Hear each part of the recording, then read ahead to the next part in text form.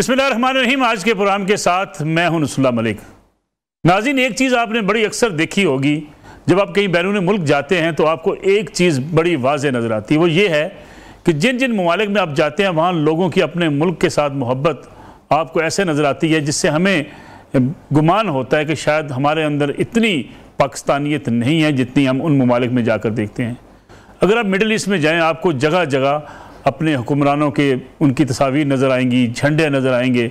लेकिन पाकिस्तानियों की अगर बात की जाए तो दुनिया के उन ममालिक में जहाँ जहाँ पाकिस्तानी मुकीम हैं, हम ग्रोहों में तकसीम होते हैं, बिरादरियों में तकसीम है, वहाँ भी हम सियासी जमातों में तकसीम हैं।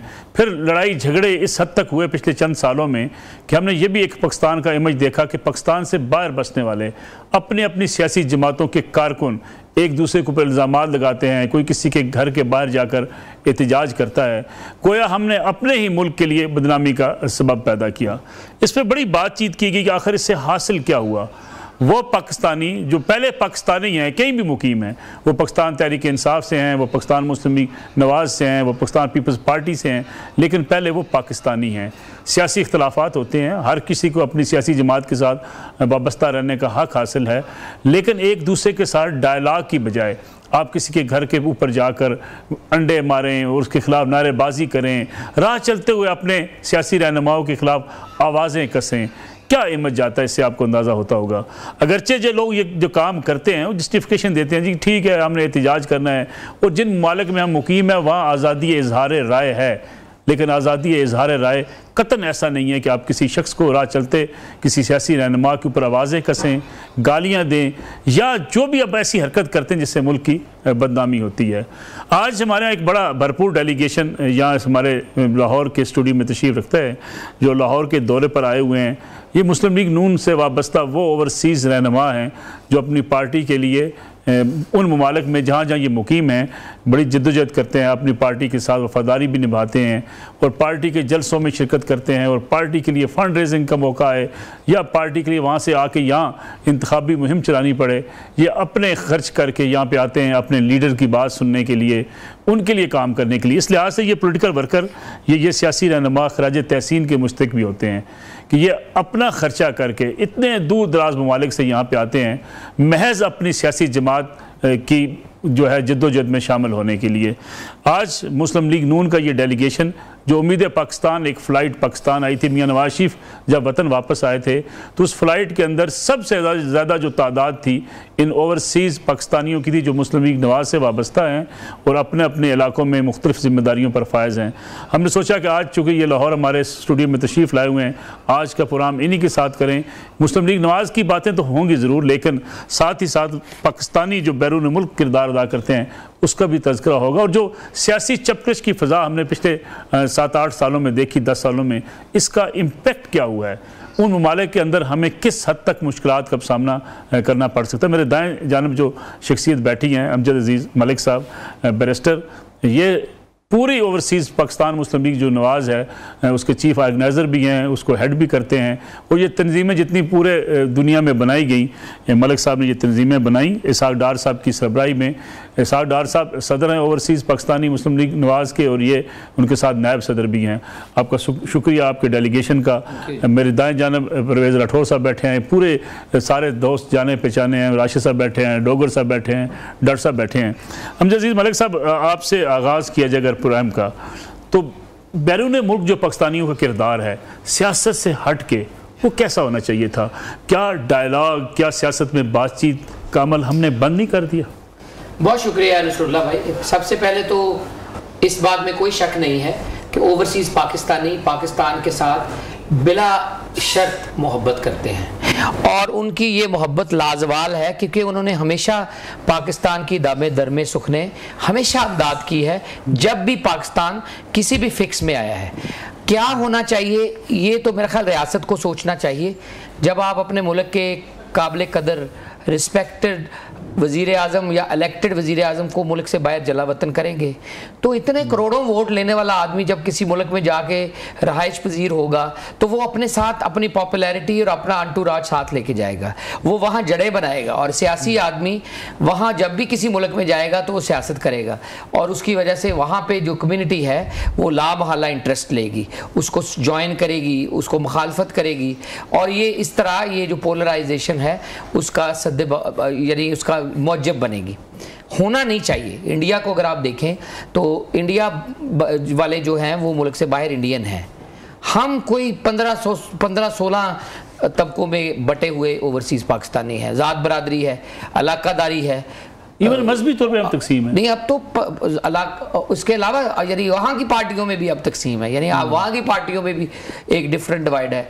तो उसमें ये सोने पे सुहागा कि आपकी पॉलिटिकल पार्टियां जब डिवाइड करती हैं लोगों को, तो मेरे ख्याल में वहाँ पे जो आप अफादियत के साथ ओवरसीज पाकिस्तानी के तौर पे पाकिस्तान में उनको जो उनका मुसर्रफ है उसको जक पहुँचती है। लेकिन मलिक साहब, अक्सर जो वीडियोज़ हमने देखी ज़्यादातर टारगेट किया गया मुस्लिम लीग नवाज़ के कायदीन को। इसाक डार साहब हुए, शहबाज शरीफ साहब बाहर थे, सलमान शहबाज थे, मियां नवाज शरीफ घर के बाहर तो एहतजाज एक मामूल का वतीरा बन गया। वो इंडिजिनस नहीं, मैं गुजारिश है मेरे, मैं उस पर आना चाहता हूँ आपसे। मैं गुजारिश ये है कि ऐसा रवैया कभी आपने सोचा कि आपके भी कारकुन हैं, कभी यहाँ से कोई PTI का जो लीडर जाए उसको ऐसे ही घेर के नारे लगाए?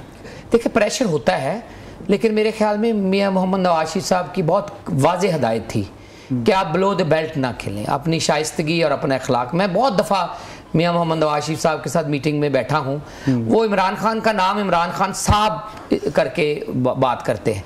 जो बंदा अपने मुखालिफ के बारे में साहिब करके बात करे, मेरे ख्याल में वो इतना लो स्टूप नहीं करता कि वो गालम गलोच करवाए या इस तरह की बातें। इंडिजिनस नहीं थी ये, यानी इंडिजिनस का मतलब ये है कि आम साइल, आम वर्कर, आम पढ़ा लिखा आदमी एवन फील्ड जाके गालियां नहीं निकालता था। मखसूस लोग थे, PTI के भी लोग नहीं जाते थे, ये मखसूस पेड ट्रोल्स थे जिनका काम ही ये था कि आप इतना रोला रप्पा डालें कि आपकी न्यूज़ बन जाए और न्यूज़ सेंस बन जाए, और उसको फिर मीडिया भी प्रोजेक्ट करता है, बाकी लोग भी उसको उठाते हैं। पॉपुलैरिटी का एक तरीका कार था। देखिए, आपको 8 या 10 लोग गिने चुने आपको नजर आते हैं, जो मुस्तकिल वहां मौजूद थे, उन्होंने वहां डेरा डाला हुआ था। अब क्यों नहीं है? एवन फील्ड तो वही है, मकीन आ गया यहाँ, अब क्यों नहीं वहां खड़े होके जो वहां लोग हैं उनको तंग करके? उनके बेटे तो वहां पे हैं, बैठे तो हैं। अगर एवन फील्ड के साथ उनको कोई मसला है तो घर भी वही है, मकीन भी वही है। इसका मतलब है it was just a ploy कि आप पेड एक एक्टिविटी करें जो आपको बहुत ज़्यादा पैसे लगा के जो डायस्पोरा इकट्ठा करके करने की ज़रूरत है वो नहीं है। आप चंद लोगों को पेड ला के वहाँ खड़ा करें जो एक न्यूसेंस क्रिएट करें, जिसकी न्यूज़ बने, और आप उससे ये कहें कि ओवरसीज़ में पॉपुलैरिटी किसी और जमात की ज़्यादा है और नून लीग के लोगों को या उनके लीडरों को पब्लिक अच्छा नहीं समझती। ये परसेप्शन क्रिएट की गई कि लोग ये समझते हैं कि नून लीग के लीडरान बदनाम हैं और उनको अच्छा नहीं समझते, इसलिए आम पब्लिक उनको गालियां निकालती है। ये परसेप्शन रॉन्ग थी मेरे ख्याल में। सदेरा साहब, यूरोप में जो बात अभी की है मलिक साहब ने, उन्होंने कहा कि ये परसेप्शन क्रिएट की गई कि ओवरसीज पाकिस्तानी PTI के साथ हैं।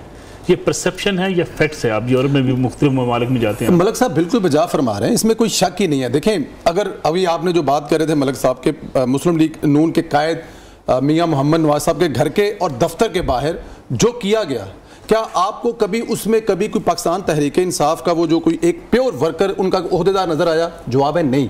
अच्छा, वो लोग ये जो बाकायदा करते थे, एक तो ये सारे के सारे मैं बताना चाहता हूँ कि पैसे लेके करते थे, पेड थे सारे के सारे, और दूसरा जो कहते हैं ना कि पाकिस्तान तहरीक इंसाफ के जो बहुत ज़्यादा पॉपुलरिटी है कि वो सिर्फ तहरीक इंसाफ ही ओवरसीज़ में नजर आती है, नहीं सर, ऐसा हरगिज़ नहीं है। जिस तरह यहाँ पर फेसबुक पर, ट्विटर पर इमरान खान को वज़ीर-ए-आज़म 5-7 साल बनाया जाता रहा, एक माहौल क्रिएट किया जाता रहा और लोग ये समझना शुरू हो गए कि नहीं, इमरान खान ही वज़ीर-ए-आज़म बनेगा। इसी तरह वहाँ पर भी ये किया गया। ऐसा हरगिज़ नहीं है कि सिर्फ वहाँ पर, आप खुद देखें, आप खुद उस जहाज़ में आए हैं, आपको 150-200 बंदा नजर आया है और मुख्तलिफ ममालिक से 2-2, 3-3 लोग नजर आए हैं, तो उसका मतलब 50 मुल्कों से लोग अगर नवाज शरीफ साहब के साथ वापस आ रहे हैं तो इसका मतलब है 50 मुल्कों में मुस्लिम नून की नुमाइंदगी है। तंजीम साजी मौजूद है, लेकिन सिर्फ यह है कि कोई इमरान खान साहब पैसे का बेदरेग इस्तेमाल करते हैं और वो बेदरेग इस्तेमाल कर जो इस जदीद दौर की टेक्नोलॉजी उसको इस्तेमाल करते हैं और वो चेहरे सामने लाते हैं, बताते हैं कि जी हमारी पॉपुलैरिटी बहुत ज़्यादा वहाँ पर। डॉक्टर साहब, सोशल मीडिया का भरपूर इस्तेमाल पीटीआई ने किया, इसमें तो कोई शक नहीं है। पीएमएल-एन पीछे रही है, इसकी क्या वजह थी? इसमें मैं ये समझता हूँ मलिक साहब के हमने इस एरिया को लेट टच किया है। जब पीटीआई लॉन्च की जाती थी तो उन्होंने बड़ा सिस्टमेटिक तरीके से अपने आप को लॉन्च किया है। इमरान खान साहब की फटी हुई कमीज़ें दिखाई जाती थीं, उनको उनकी फटी हुई कमीज़ें, पसीने में शराबूर तस्वीरें दिखा के पीछे बैकग्राउंड म्यूज़िक लगा दिया जाता था। लोगों को कहा जाता था कि इमरान खान एक्सपोज हो गया, टाइटल ये होता था, लोग उस पर एक प्ले करते थे तो वो उसकी अच्छाई की वीडियो बन जाती थी। लोग इस तरीके से आप ये मानते हैं कि सोशल मीडिया का उन्होंने अच्छा इस्तेमाल किया? और उनको मैं ये समझता हूँ कि उनको ओवरसीज़ में थोड़ा सा एज भी हासिल है, और थोड़ा सा मैं ये भी समझता हूँ कि जिस किस्म का भी रवैया उन्होंने एवन फील्ड के बाहर अपनाया है, उसमें अगर उनकी लीडरशिप नहीं भी इन्वॉल्व थी तो जिस किस्म का रवैया उन्होंने अपनाया है, कभी पार्टी लीडरशिप की तरफ से डिसऑन नहीं किया गया, उनको हमेशा रिवार्ड किया गया। ये इमरान खान साहब की अप्रोच है। अगर आप लेकिन मलिक साहब ने, संदेला साहब ने बात की कि कभी लीडरशिप उनकी वहाँ की, उनके जो यूके में सदर हो सकते हैं, सेक्रेटरी हो सकते हैं, वो कभी मुजाहरा करने नहीं आए। लेकिन मलिक साहब वो जो लोग वहाँ पे एहतजाज करते थे, बेहुदा एहतजाज करते थे, उनको डिसऑन भी तो कभी किसी ने नहीं किया। उनको प्रमोट किया जाता है, उनका लीडर नहीं जाते थे, उनकी वीडियोस को आप पीटीआई का जो सोशल मीडिया है वो उसको रीट्वीट करता है। हम उस सिलसिले में, अब हमारी लीडरशिप जो है वो हमें इस किस्म की तरगीब भी नहीं देती। अब मलिक साहब ने हमारी मीटिंग अरेंज करवाई, जितने भी हमारे चैप्टर, बड़ी मेहनत से इन्होंने चैप्टर्स फॉर्म किए पूरी दुनिया में। फिर उसके बाद मियां शहबाज शरीफ साहब प्राइम मिनिस्टर थे, इंतहाई घटिया किस्म की इन्होंने कैंपेन चलाई। पीएमएल-एन के खिलाफ तो जो इन्होंने किया सो किया, मियां नवाज शरीफ के साथ किया। ये मुल्की सलामती के ऊपर हमलावर हो गए। इन लोगों ने रोड्स के ऊपर वैन्स हायर करके उन पर वीडियोस चलाई गई। ये आलमी इदारों के सामने जाके चले गए। इन्होंने कहा, IMF को कहा कि जी आप पैसे न, इनके जो ओवरसीज में तो इस चीज़ को डिसलाइक किया गया। बाहर के पाकिस्तान के खिलाफ ही बातें अगर हो, मुल्क के अंदर एक जमात ये कहे कि पाकिस्तान पैसे न भेजें, आपने ओवरसीज न भेजें, इसके खिलाफ कोई बातचीत होती है वहाँ पर? मैं यही बताने की कोशिश कर रहा हूँ कि जब मलिक साहब ने वो मीटिंग हमारी अरेंज करवाई तो हमारे जो प्राइम मिनिस्टर थे उनका हमें मैसेज था कि आप इस नैरेटिव को काउंटर करें, लेकिन हमेशा सिविलाइज्ड मैनर में। हमने उसको सिविलाइज्ड मैनर में काउंटर भी किया। फॉर इंस्टेंस मैं ऑस्ट्रेलिया को रिप्रेजेंट करता हूँ। अब ऑस्ट्रेलिया में भी उन्होंने अपने तय कोशिश की वीडियो चलाने की। उन्होंने कहा कि जी ये फंडिंग रोके। हमने जो वहाँ के पार्लियामेंटेरियंस हैं उनको कांटेक्ट किया। हमने बड़ी मेहनत के साथ 15-15 सफ़ात के 20-20 सफ़ात के डोजियर तैयार किए। हमने जो उनके जितने पार्लियामेंटेरियंस थे उनको सेंड किए इंतहाई सिविलाइज्ड तरीके से। हमने मलिक साहब ना सिर्फ उनके जो उनका प्रोपेगेंडा था मुल्क की सलामती के खिलाफ, उसको काउंटर करने की कोशिश की। हमने इवन वहाँ पे हमने रिक्वेस्ट की उनसे कि हमें इस वक्त मुआशी चैलेंज का सामना है, हमारे मुल्क में लोग जो हैं उनको एक मुआशी चैलेंज का सामना है, तो आप उसमें हमारी मदद करें। हमने उनसे रिक्वेस्ट की कि ये उन लोगों के खिलाफ तो आप एक्शन नहीं सो लें, हमें मुआशी चैलेंज में भी हमारी मदद करें। और उस दौरान IMF का सिस्टम चला था तो उसको भी हमने कहा। और फिर हमने उनसे ये भी रिक्वेस्ट की कि हमारे यहाँ डिजिटल रेवोल्यूशन काइंड ऑफ मियां शहबाज शरीफ साहब के लैपटॉप डिस्ट्रीब्यूट करने से हमारे यहाँ एक डिजिटल रेवोल्यूशन एक जारी है। तो हमने उनसे ये भी रिक्वेस्ट की कि हमारे साथ IT के साथ हमारे जो कोऑपरेशन है उसको मजबूत किया जाए। तो ये हमारी लीडरशिप की हमें तरबियत है, हम उसी तरबियत को लेकर चलते हैं। वो गालिम गलोच निकालेंगे भी, हम कभी नहीं निकालेंगे। मीर साहब, टर्की के अंदर पाकिस्तानियों पे थोड़ा सा आज का ज़रा मोहब्बत लोग कहते हैं कम हुई है हमारी। जो लोग जाते हैं बताते हैं कि शायद टर्की के लोग भी अब समझते हैं कि पाकिस्तानी वहाँ जाके जिस किस्म का रवैया अख्तियार करते हैं उससे सियासी जमातें, PTI दावेदार है जी कि वो तुर्की के लोग हमारे साथ हैं। मुस्लिम लीग नवाज कहती है कि नहीं जी हमारे तो बड़े तल्लुकात हैं वहाँ के तैयब अर्दगान से भी, बाकी लोगों से भी। जी, ये जो नैरेटिव है ना कि इमरान खान साहब को वहाँ पे बहुत ज़्यादा पसंद किया जाता है, तो बिल्कुल गलत बात है। आप देखेंगे जब भी PMLN की क़यादत वहाँ पे गई है तो वहाँ के वज़ीर आज़म या सदर या नायब वज़ीर आज़म उन्होंने उनका वेलकम किया एयरपोर्ट पे जाके। लेकिन आपको बताता चलो जब इमरान खान साहब गए हैं तो वहाँ पे कोनिया के गवर्नर ने उनका इस्तकबाल किया था। वहाँ पे जो सूबे हैं वो 84 सूबे हैं और एक सूबे के गवर्नर ने उनका इस्तकबाल किया था। इससे समझ जाना चाहिए कि वो कितने पॉपुलर हैं और वहाँ की क़यादत उनको कितना ज़्यादा पसंद करती है। पब्लिक लेवल पे क्या परसेप्शन है? पब्लिक लेवल पे जो है वो पाकिस्तानियों को बहुत ज़्यादा पसंद करते हैं। हालिया इक्का दुक्का वाक़यात ऐसे हुए हैं जिसमें लोगों ने इतराज़ात भी किए? जी, इक्का दुक्का वाक़यात हुए हैं, लेकिन वो भी एक सोची समझी साजिश के तहत, उसके पीछे भी जो अकाउंट जो बेनकाब हुए हैं वो इंडियन एजेंसियों के हुए हैं। बाद में जो तुर्क जो लॉ इन्फोर्समेंट एजेंसियों ने उन्होंने बयान जारी किया है कि इसके पीछे जो रा और दूसरी एजेंसियां हैं वो मुलव्वस पाई गई हैं। ठीक है अमीर साहब, मुझे एक कमर्शियल ब्रेक लेने का कहा जा रहा है, एक ब्रेक लेते हैं, ब्रेक से वापस आते हैं। मुस्लिम लीग नवाज़ की लीडरशिप, ओवरसीज़ लीडरशिप हमारे साथ मौजूद है, उनसे पूछेंगे मुस्लिम लीग नवाज़ के हालात भी और साथ साथ मुल्क की सियासत के बारे में वो क्या सोचते हैं। पुराना एक बार फिर खुश आमदेद। शमशाद साहब, आपके पास भी मैं चाहता हूँ, चलो आप ज़रा दूर बैठे हैं, ज़रा आपकी बात भी सुन लें। मुल्क के हालात, मुस्लिम लीग नवाज़ दावेदार है कि अब उम्मीद है पाकिस्तान फ़्लाइट आ गई है, सारे मसले हल हो जाएंगे। ओवरसीज़ वाकई ये समझते हैं कि मसले हल हो जाएंगे?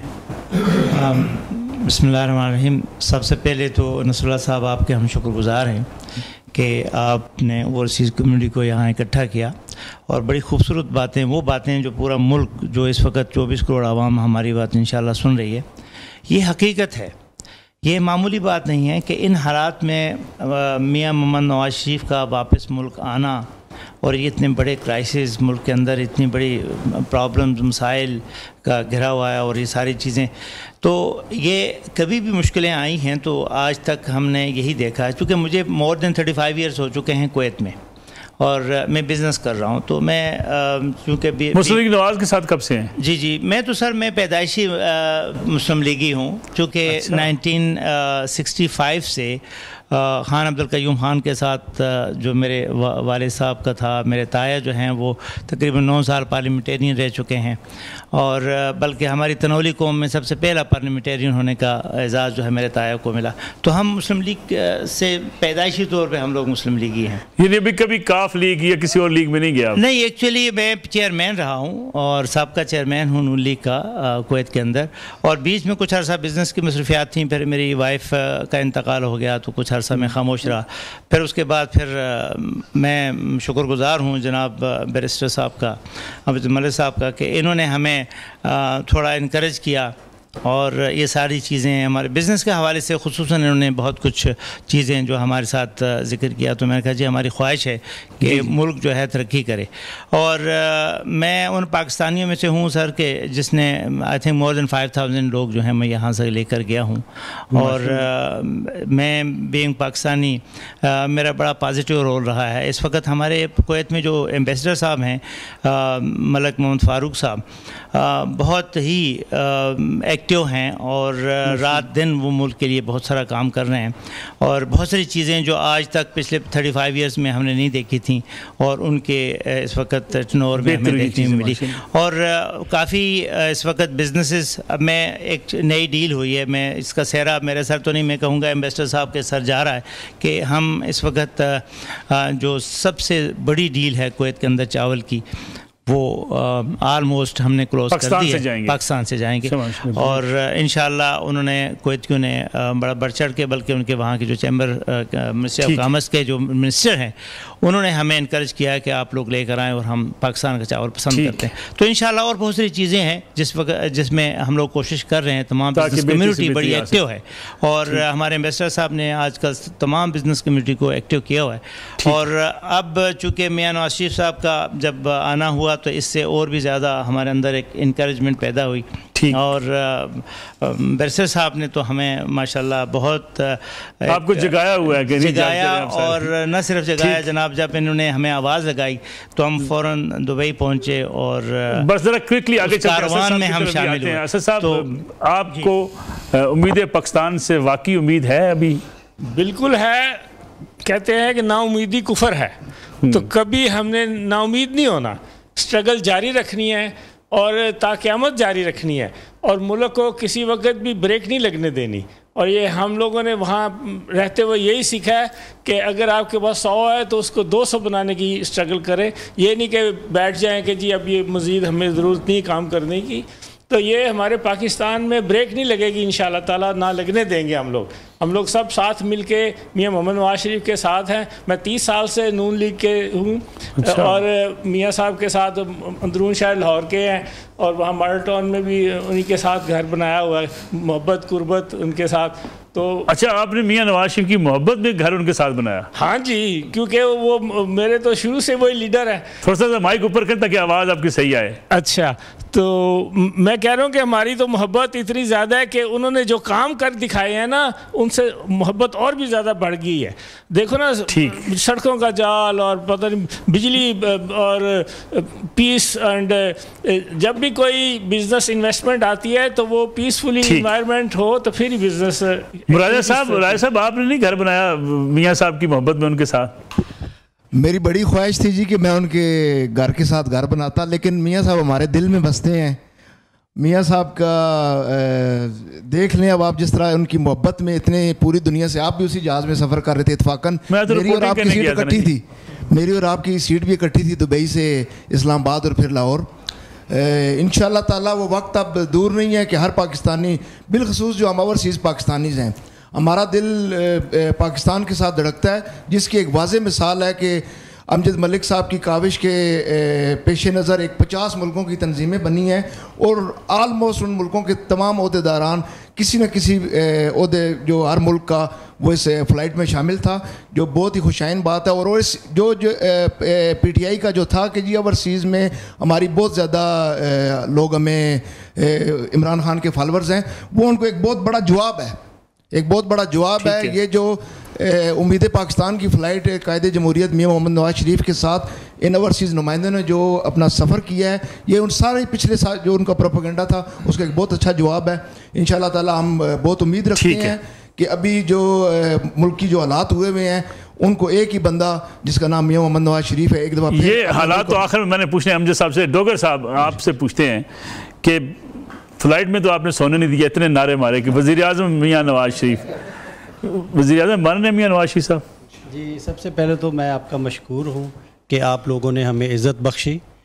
हम all over the world overseas यहाँ पर इस वक्त आपके स्टूडियो में मौजूद हैं, न्यू टीवी के भी हम मशकूर हैं। आपका शुक्रिया। देखें जी, आपने अभी बात की है कि मियां नवाज शरीफ वज़ीर आज़म बनेंगे, ये आप भी देख चुके हैं। ये 22 करोड़ आवाम का फ़ैसला है जो 21 अक्टूबर की शाम को मीनार पाकिस्तान पे मेरे ख्याल में तारीख़ साज जलसा हुआ है। और मेरे ख्याल में या आपकी ज़्यादा नज़र है ख़बरों के ऊपर, मोर देन 50% लोग जो है वो रावी टूल प्लाज़ा पे काला शाह काकू पे रुके हुए थे, क्योंकि अमीर मकाम साहब के साथ हमारे एक प्रेसिडेंट है हमारे रीजन के सऊदी अरब से, उन्होंने मुझे कहा कि जी हम काला शाह काकू पे खड़े हुए हैं और कोई तकरीबन 10 किलोमीटर लंबी लाइन लगी हुई है, हम वहाँ पर चौक हैं। तो ये 22 करोड़ आवाम ने फ़ैसला सुना दिया है। ये आपके प्रोग्राम में आने से पहले मैं अंदरून शहर लाहौर गया हुआ था, तो वहाँ पर आपने विजिट किया अंदरून शहर का? अंदरून शहर में लाहौर के हल्के का? नहीं, हल्के का नहीं, मैं वैसे गया था कोई चीज़ लेने के लिए। तो वहाँ पर मुझे एक बाबा जी मिले, वो ये खेस जो है ना, खेस बेच रहे थे। तो मैंने कहा जी सुनाए आजकल महंगाई। वो कह रहा कि बेटा बात यह है कि महंगाई थी, अब वो शख्स इस मुल्क में आ चुका है जिसकी बरकत से महंगाई जो है वो इंशाअल्लाह अनकरीब चले जाएगी। और हमारी कोशिश है, हम जितने बुज़ुर्ग, हम जितने रेडी पान हैं, जितने हम मज़दूर हैं, कि वो शख्स, मैंने कहा जी कौन है, कहता जी वो मियां नवाज शरीफ है। हमने अब उसको चौथी बार वज़ीर आज़म बनाना है और इस महंगाई का, इस बेरोज़गारी का ख़ात्मा करना है, वो मियां नवाज शरीफ के संग करना है। डोगर साहब की उम्मीदें बड़ी मजबूत हैं, लेकिन एक ब्रेक फिर मुझे लेने को कहा जा रहा है। एक ब्रेक के बाद वापस आते हैं। प्रोग्राम एक बार फिर खुश आमदीद। सोहेल वड़ैच साहब भी हमारे साथ मौजूद हैं, राशिद साहब भी हमारे मौजूद, राशिद फारूक साहब भी। राशिद साहब, क्या अभी जो कहा अभी डोगर साहब ने कि जी महंगाई ख़त्म हो जाएगी, ये महंगाई ख़त्म होने का इम्कान है? बहुत शुक्रिया मलिक साहब, आपने जो स्टूडियो में हमें दावत दी और हमारा प्रोग्राम रखा। मलिक साहब देखें, मैं तो पहले भी आपको कह चुका हूँ कि 2013 से 2017 और 18 का टेन्योर ये 2018 मुस्लिम लीग नून कोई काम कह दिया जी मलिक साहब। ये सर वो जब भी रिदम टूट जाता है ना किसी चीज़ का, तो बनते बनते थोड़ा तो शायद खाकान साहब का दौर भी शामिल करें उसमें, वो भी अपने खाते में डालें, शहबाज शरीफ साहब के 16 महीने में खाते में डाल लें। सर शहबाज शरीफ साहब ने जो पाकिस्तान को किस नहज पे पहुंचाया था, इमरान खान ने बचाया हुआ था, और ये शहबाज शरीफ साहब ने बचाया ना। बैंक करप्ट अगर मुल्क हो जाता तो फिर पीछे क्या रह जाता, कुछ भी नहीं रह जाता ना। ये पेट्रोल जो आज 300 रुपये में लोग कहते हैं कि बहुत महंगा हो गया, ये 600 रुपये मिलना था इस कौम को अगर बैंक करप्ट हो जाता। अगर हम लोगों को IMF कर्जा देने से इनकार कर देती, हम बैंक करप्ट हो जाते, तो ये हालात इससे कितने क्रिटिकल चले जाने का आप ज़्यादा समझते हैं सर। अगर 16 महीने की कारकर्दगी PDM की और जिसमें मुस्लिम लीग की कारकर्दगी है, ये पाकिस्तान को डिफ़ॉल्ट होने से बचाने के ऊपर लगी रही, और अल्हम्दुलिल्लाह मियाँ शहबाज शरीफ साहब ने और बाकी की जमातों ने मिलकर इस पाकिस्तान को डिफ़ॉल्ट होने से बचाया है। पेट्रोल की कीमतें और महंगाई इंशाल्लाह कम हो रही है। मलिक साहब आप देखें मार्केट में जाके पहले से कम हो रही हैं बहुत सारी प्राइसें चीज़ों की, बहुत ज़रूरी अशिया जो आम घर की हैं उसकी कीमतें दिन ब दिन कम हो रही हैं पहले से। ठीक है, सुहेल वड़ाया साहब की तरफ भी चलते हैं। सुहेल वड़ाया साहब, ख़ास तौर पे जब हम बात करते हैं महंगाई की, हुकूमतें आने जाने की, रिदम टूटता रहा, मुस्लिम लीग नवाज इस पोजीशन में है कि इस बार अकेले हुकूमत बना सके या फिर पीपल्स पार्टी या किसी जमात का सहारा लेना पड़ेगा? Thank you so much Malik साहब। इसका आंसर देने से पहले मैं एक बात ज़रूर काउंट करना चाहूँगा। जब मैं इंटर हुआ था तो वो बात चाह रही थी यहाँ पे, तो एक तो ये PTI जो ओवरसीज़ के अंदर है ना, ये फंड रेजिंग ऑर्गेनाइजेशन थी जो पहले खान साहब जब ये हॉस्पिटल के सिलसिले, शौकत खानों के सिलसिले में, तो वही लोग हैं जो उधर से इधर कन्वर्ट हुए। मोस्ट ऑफ द वो पॉलिटिकल वर्कर नहीं है, वो लोग हैं जो फंड रेजिंग करते थे, और इसलिए वो थोड़ा सा अपना तासर ये देते कि हम ज़्यादा नहीं है, और अल्हम्दुलिल्लाह हमसे कम ही है। हम पॉलिटिकल वर्कर हैं, वो फंड रेजिंग वर्कर हैं। एक तो ये डिफरेंट है हम दोनों में। और दूसरा ये है, जब इंशाल्लाह अब हम उम्मीद कर रहे हैं कि मियाँ नवाज शरीफ साहब की जो आने वाले दिनों में मजबूती और ज़्यादा बढ़ेगी और हम बड़ी विनिंग पोजीशन में आएंगे। हम अकेले ही इंशाल्लाह गवर्नमेंट बनाएंगे, और हम समझते हैं कि पाकिस्तानी अवाम को मियाँ नवाज शरीफ साहब का माजी देखते हुए उनको बिल्कुल अक्सरियत में आगे लाना चाहिए। अगर वो अकेले आगे आएंगे, अक्सरियत में आएंगे, तो फिर वो बड़े बड़े फैसले भी कर सकेंगे, और जो फैसले पाकिस्तान के लिए माजी की तरह बेहतर साबित होंगे। साथ में मलिक साहब आपने अभी कहा कि आप पीछे वाली बातें छोड़ दें, तो वो ये है कि आप अगर मियाँ नवाज शरीफ साहब से फिर अगर ये आप फिर ट्रायल मैं कह सकता हूँ करें, तो मियाँ नवाज शरीफ साहब का दौर निकाल दें तो पाकिस्तान में पीछे बचता ही कुछ नहीं है। मलिक साहब मैं आपकी तरफ आना है, लेकिन बड़ी बुनियादी चीज़ें आपसे मैंने पूछनी है, बड़ी क्विकली आपने बताना है मुझे। ओवरसीज़ पाकिस्तानियों के मसाइल क्या हैं, हुकूमत की तरजीहात क्या होनी चाहिए? क्योंकि जब हम कभी बाहर जाते हैं, लोगों से मिलते हैं, तो लोग शिकवे शिकायत की एक अंबार लेके बैठ जाते हैं कि पाकिस्तान में मरसद ये हुआ, हमें ये नहीं हुआ। वो उसके लिए कोई प्लान आपके जहन में या कोई ऐसी तरतीब आपके जहन में कि ये टॉप प्रायोरिटी हुकूमत की ये होनी चाहिए?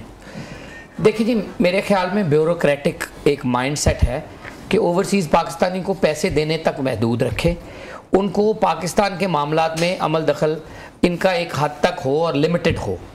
इसीलिए आप देखें वो नादरा के हमारी फ़ीस कम नहीं करते, हमारे लिए मशीन रीडेबल पासपोर्ट की शर्त रख दी वोट राइट के लिए। अब हर एक तो मशीन रीडेबल पासपोर्ट नहीं रखता, ये बरतानिया यूरोप में बसने वाले लोग तो नाइकोब कार्ड के ऊपर आते हैं, उनके पास तो मशीन रीडेबल पासपोर्ट ही नहीं होता। हमारे 5 बड़े मसले हैं। एक तो ये आपका इमेज जो हमारे बच्चों की नज़रों में है, वो इमेज डिस्टॉर्ट हो रहा है क्योंकि आपने उसके ऊपर तवज्जो नहीं दी कि बैनुल अक़वामी लोग जो हैं पाकिस्तान के बारे में क्या तासुर काम करते हैं। कभी ये रिलीजियस फनेटिज्म में चला जाता है, कभी दहशतगर्दी में चला जाता है, कभी टू करप्ट में चला जाता है, या कभी टू इररिस्पॉन्सिबल में चला जाता है। हमारे ताजर बरादरी भी रेगुलेटरी जो रिफॉर्म्स है उसके लिए बहुत ज़्यादा तगदो करती है, बहुत ज़्यादा डिमांड करती है। हमारा ताजर आता है, माल ख़रीदता है, चला जाता है, माल अंदर चावलों में स्टोन्स निकलते हैं, उसको आगे यहाँ के सिविल कोड में दावा दायर करना पड़ता है, 15-15 साल फैसला नहीं होता। हम कमर्शियल कोर्ट ही नहीं बना सके, हम कब्जे की खत्म करने की अदालतें नहीं बना सकते। मेरे ख्याल में सबसे बड़ा मसला कब्जा है। ये सुहेल वड़ैच घर लेता है, किराए पे चढ़ाता है, किराएदार कहता है मैंने निकलना ही नहीं है, उसको निकालने के लिए 4 साल का अरसा दरकार है। घर ले लेते हैं, घर में कोई बंदा कब्जा कर लेता है, उसके 4-5 साल, और वो सारा एक माफिया की तरह ट्रीट करते हैं। वो कहते हैं सुहेल वड़ैच आएगा, 6 महीने रहेगा, चला जाएगा, अगली पेशी तक जो है फिर हम यहीं रह रहे हैं। फिर इसके अलावा इन्वेस्टमेंट का, हमारी इन्वेस्टमेंट महफूज करने के लिए जो रिफॉर्म्स चाहिए उसके ऊपर काम होना चाहिए। अभी इन्होंने फैसिलिटेशन एक बनाया है, मेरे ख्याल में ये अदारा जाती फैसिलिटेशन होनी चाहिए कि क्विक डिसीजन मेकिंग हो, क्विक कंपनी रजिस्टर हो, क्विक वैट रजिस्टर हो।